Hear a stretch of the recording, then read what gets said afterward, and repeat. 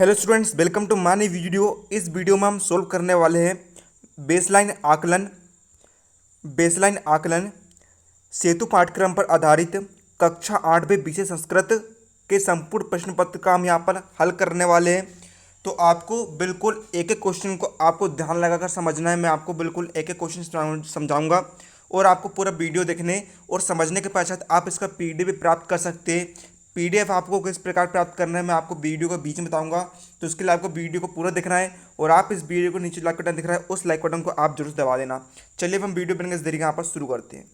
तो यहाँ पर देखिए छात्रों, पहले क्वेश्चन में आपको देखिए दिया है कि प्रश्न 1 से लेकर 4 तक के प्रश्न में आपको रिक्त स्थानों की पूर्ति करना। नीचे आपको देखिए रिक्त स्थान दिया गया है, यहाँ पर आपको पूर्ति करना है। तो देखिए यहाँ पर पहला क्वेश्चन हमें दिया गया है कि छत्तीसगढ़ प्रदेश से राजधानी खालिस्तान अस्ति। यहाँ पर आपको खालिस्तान में क्या भरना था। तो देखिए क्या पूछ रहा है, छत्तीसगढ़ प्रदेश की राजधानी क्या है। तो देखिए छत्तीसगढ़ प्रदेश की राजधानी क्या है, रायपुर है। तो हम यहाँ पर क्या भर देंगे, रायपुर आप यहाँ पर लिख देंगे। यहाँ पर देखिए अक्षरों को मैंने बोल्ड कर दिया हूँ इस प्रकार से, है ना, आप यहाँ पर समझ सकते हैं। दूसरे में आपको पूछा गया है खालिस्तान प्राचीनतम भाषा अस्ति। तो मतलब कि हमारी प्राचीन भाषा कौन सी है। तो देखिए हमारी प्राचीन भाषा का नाम है संस्कृत। तीसरा में दिया है मम विद्यालय नाम खालिस्तान अस्ति। तो पाठ के आधार पर उसके विद्यालय का नाम क्या है, उसके विद्यालय का नाम है वीर छत्रपति शिवाजी अस्ति। चौथा आपको दिया है ना, या मतलब कि यहाँ पर आप अपने विद्यालय का नाम भी यहाँ पर लिख सकते हैं। चौथा में यहाँ पर दिया है मम प्रिय विषय खालिस्तान अस्ति।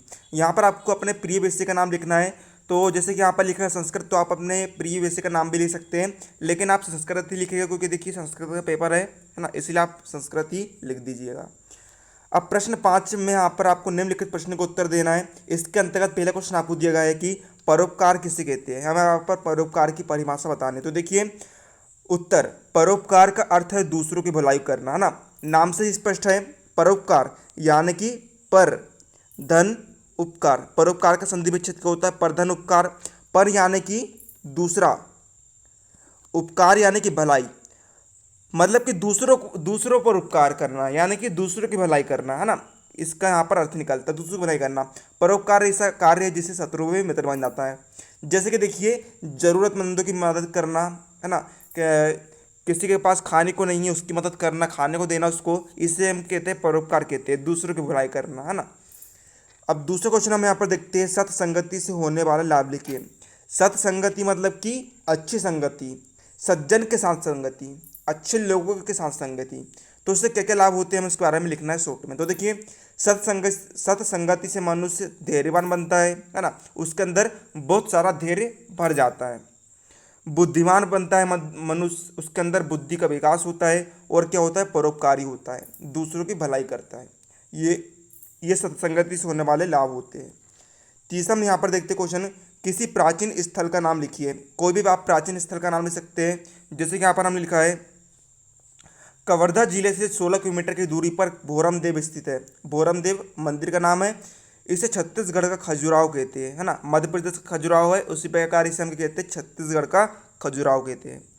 अगला क्वेश्चन हम यहाँ पर देखते हैं प्रश्न 6 में आपको निम्नलिखित प्रश्नों का आपको एक एक शब्द में उत्तर देना है हिंदी भाषा में। तो देखिए नंबर 1 में आपको दिया है वेदों की संख्या कितनी है। तो देखिए वेदों की संख्या कितनी है, 4 है ना।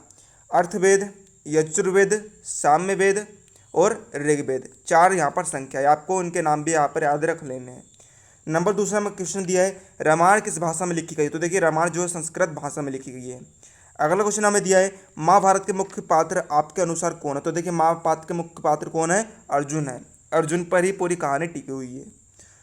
अब 7वें क्वेश्चन में यहाँ पर आपको करना क्या है, देखिए निम्नलिखित सारणी के रिक्त स्थानों की पूर्ति उचित पदों से कीजिए, है ना। यहाँ पर आपको रिक्त स्थानों की पूर्ति करना, जैसे कि देखिए जो है ना यहाँ पर जो रिक्त स्थान की जो पूर्ति करे मैंने यहाँ पर देखिए बोल्ड कर दिया हूँ कुछ इस प्रकार से। तो देखिए पहले देखिए यहाँ पर आपको 4 कॉलम दिए गए, 5 कॉलम दिए गए, क्रमांक, विभक्ति, एकवचन, द्विवचन और बहुवचन का। तो देखिए यहाँ पर देखिए आपको प्रथम में दिया गया है बालकहा खालिस्तान बालकहा। तो बालकहा की प्रथमा विभक्ति का द्विवचन क्या होता है, बालको होता है। अब द्वितीय विभक्ति में देखिए एक वचन क्या होता है, बालकम होता है, द्विवचन बालक होता है। आपको बहुवचन बताना, देखिए इसका बहुवचन होता है बालकान।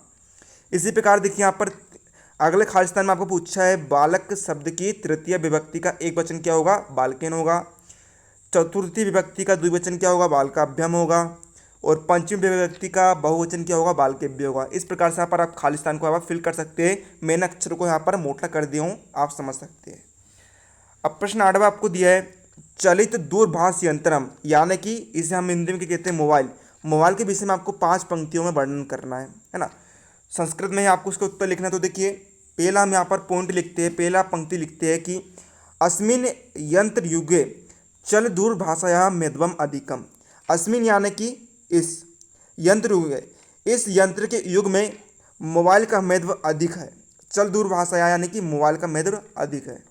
दूसरा हम देखते हैं एतत् लोकप्रियम अस्ति, यानी कि यह लोकप्रिय यंत्र है। एतत् यानी कि यह। तीसरा बाला वृद्धा युवका सर्वे चल दूरभाषायाः उपयोगम कुर्वन्ति।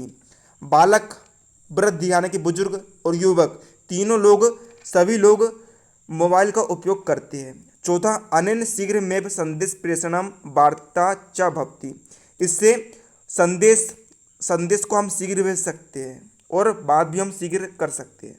नंबर 5 हम आखिरी देखते हैं चित्राकर्षणम गणनादिकम न जाने कति कार्याणि साध्यति एतत्, है ना। चित्राकर्षण यानी कि फोटो खींचना, गणनादिकम यानी कि गणना कैलकुलेट करना, है ना जाने हम ऐसे कितने कार्य जो है इसके माध्यम से कर सकते हैं। अब 9वां क्वेश्चन आपको दिया है आदर्श छात्र पाठ के आधार पर आपको आदर्श छात्र में कौन कौन से गुण है आवश्यक है, इन्हें आपको किन्हीं 5 गुण को हिंदी में लिखना है ना। मतलब कि आदर्श छात्र जो होता है ना, सिंसियर छात्र, उसके लिए बनने के लिए आपको कौन कौन से गुणों की आवश्यकता है आपको उसके बारे में लिखना है। तो देखिए हमने यहाँ पर पहला गुण लिखा है कि आदर्श छात्रों का जीवन जो होता है तपस्वी के समान होता है ना। जिस प्रकार जो तपस्वी है तपस्या करता है, उसका ध्यान कहीं भी फालतू की चीज़ों पर नहीं भटकता है, वे एक मग्न होकर तपस्या करता है। उसी प्रकार जो आदर्श छात्र होते हैं उसी प्रकार वह पढ़ाई करते हैं, है ना। उनका जो ध्यान है स्टडी में लगा रहता है, वे विचलित नहीं होते हैं। नंबर दूसरा आदर्श छात्र जो है अच्छाइयों को अपनाता है, बुराइयों को नहीं अपनाता है ना, उसके अंदर सारी अच्छी आदतें होती है। नंबर तीसरा आदर्श छात्र जो होते हैं अपने समय का सदुपयोग करते हैं। नंबर 4 वे माता पिता गुरुजनों का आज्ञा का पालन करते हैं। नंबर 5 आदर्श छात्र प्रातः काल अपने माता का प्रणाम करते हैं, यानी कि पैर को छूते हैं, उन्हें नमन करते हैं, अपने माता पिता की सेवा करते हैं, उनकी इज्जत करते हैं। ये आदर्श छात्र के यहाँ पर गुण होते हैं। अब चलिए मैं आपको बता देता हूँ कि आप इसका लिखित में उत्तर यानी कि PDF किस प्रकार प्राप्त कर सकते हैं। CG बोर्ड असाइनमेंट का लिखित में उत्तर प्राप्त करने के लिए आपको गूगल पर सर्च करना है बिना स्पेस दिए learnclub.it.blogspot.com। इसके बाद आपके सामने हमारी वेबसाइट का इंटरफेस आ जाएगा। इसके बाद आपको ऊपर दी गई 3 लाइन पर क्लिक करना है। अब नीचे की ओर प्लेलिस्ट खुल जाएगी, इसमें से आपको CG बोर्ड असाइनमेंट सॉल्यूशन पर क्लिक करना है। अब यहाँ से आप मंथली असाइनमेंट का लिखित में उत्तर प्राप्त कर सकते हैं। छात्रों इसके आगे आप देख सकते हैं प्रश्न 10वां में दिया है संस्कृत भाषाया महत्वम। पाठ के आधार पर आपको संस्कृत भाषा के महत्व को हिंदी भाषा में 5 वाक्यों में लिखना है ना, कि संस्कृत भाषा के महत्व को आपको हिंदी भाषा में 5 वाक्यों में लिखना है। तो देखिए नंबर पहले पॉइंट हम यहाँ पर देखते हैं सभी भाषाओं में संस्कृत जो है सबसे प्राचीन भाषा है ना। संस्कृत जो है हमारे वेदों ग्रंथों कई जगह संस्कृत भाषा का उपयोग हुआ है। इससे हमें पता चलता है कि संस्कृत भाषा सबसे पुरानी भाषा है। हिंदी भाषा तो अभी अभी आई है ना, पुरानी भाषा क्या है, संस्कृत है। नंबर दूसरा हमारी संस्कृति जो है संस्कृत भाषा में ही निहित है। संस्कृति देखिए संस्कृत से ही उत्पन्न हुई है, मतलब कि किस में निहित है, ये संस्कृत भाषा में ही निहित है। नंबर तीसरा संसार के 4 प्रमुख वेद जो है संस्कृत भाषा में ही लिखे गए हैं, मैंने अभी आपको बताया था। नंबर 4 वाल्मीकि ने रामायण जो है महाकाव्य की रचना जो है संस्कृत में ही किया है ना, मतलब कि उसने जो रामायण लिखी है वाल्मीकि ने संस्कृत भाषा में लिखी है। नंबर 5 संस्कृत मधुर भाषा है। नंबर 11वां क्वेश्चन हमें दिया है कोष्टक से उचित क्रियापद चुनकर वाक्य पूर्ण कीजिए। तो यहाँ पर देखिए पहले का उत्तर आएगा एम अष्टमयाम कक्षायाम पठामी। नंबर दूसरा त्वम प्रातः काले नमस्सी। प्रश्न 12वां क्वेश्चन हमें दिया है निम्नलिखित वाक्यों के वचन को पहचान कर लिखिए।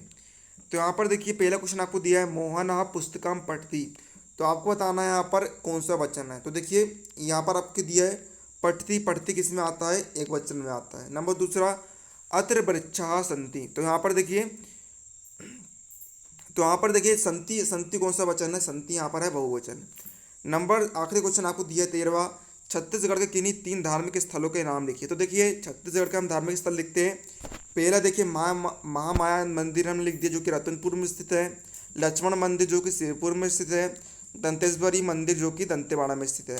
तो इस प्रकार हमने यहाँ पर सभी प्रश्न का उत्तर देख लिया है। उम्मीद है आपको वीडियो लाइक कर दीजिएगा और साथ ही चैनल सब्सक्राइब कर लीजिएगा और कमेंट करके बताइएगा आपको उसके बाद किसके पेपर का हल चाहिए। तो आपके लिए जल्द से जल्द पेपर का सॉल्यूशन ला दिया जाएगा। तो मिलते हैं अगले किसी नए वीडियो, तब तक के लिए जय हिंद जय भारत।